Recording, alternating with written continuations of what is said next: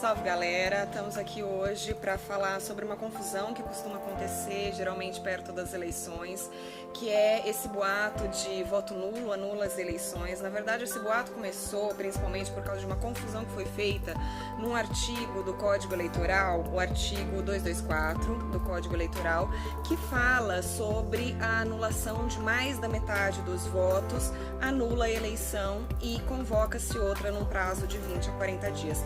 Na verdade, esse artigo ele não está falando de voto nulo, ele está falando de voto anulado. Então não é a sua opção de fazer um voto nulo. Quando você faz uma opção de votar nulo, você está fazendo uma opção apartidária. Já o voto anulado, que anula a eleição, ele é anulado por fraude ou por qualquer um dos motivos elencados no Código Eleitoral, dos artigos 220 a 222, mas não é o voto anulado por você.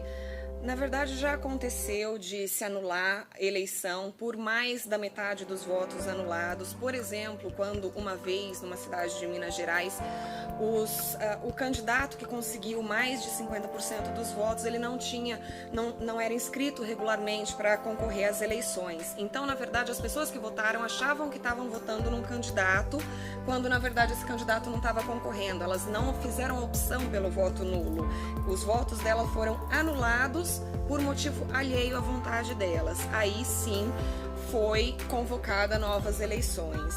O que não é o caso de quando você escolhe, faz a opção pelo voto nulo. Aí o seu voto, tanto nulo quanto branco, não vale.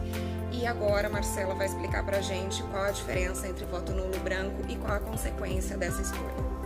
Para entender melhor o que foi explicado, eu vou passar alguns exemplos práticos. Então imagina uma eleição que tenha 10 eleitores e temos 3 candidatos, A, B e C. Imagine que 5 eleitores votaram no A, 3 votaram no B e 2 votaram no C.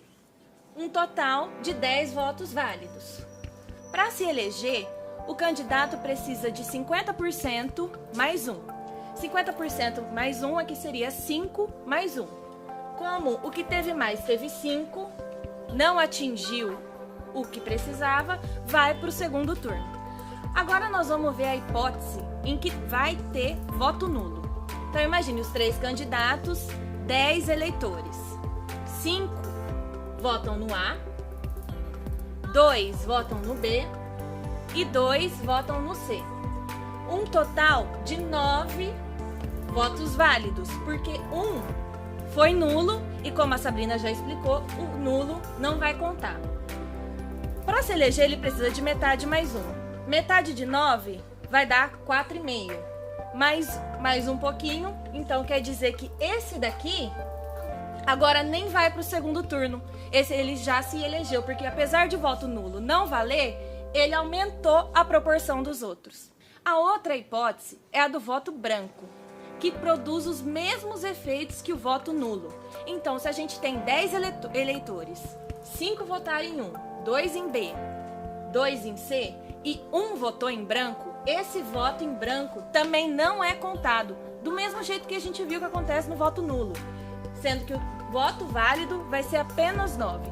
Antes, havia uma diferença entre voto nulo e voto branco. Hoje, essa diferença não existe mais. Votando nulo ou votando em branco, seu voto não vai ser contado. Afinal, o que acontece quanto mais de 50% dos votos é nulo? Então imagine que a gente tem os 10 eleitores. 2 votam em A, 1 vota em B, nenhum vota em C e 7 votam nulo. Voto nulo, como a gente viu, é voto inválido, não é contado. Então, dos votos, apenas 3 serão válidos. Metade de 3 vai dar 1,5. Quem tiver mais que 1,5 vai ser o eleito, que no caso é o A, que vai ganhar no primeiro turno, porque voto nulo e voto branco não é contado.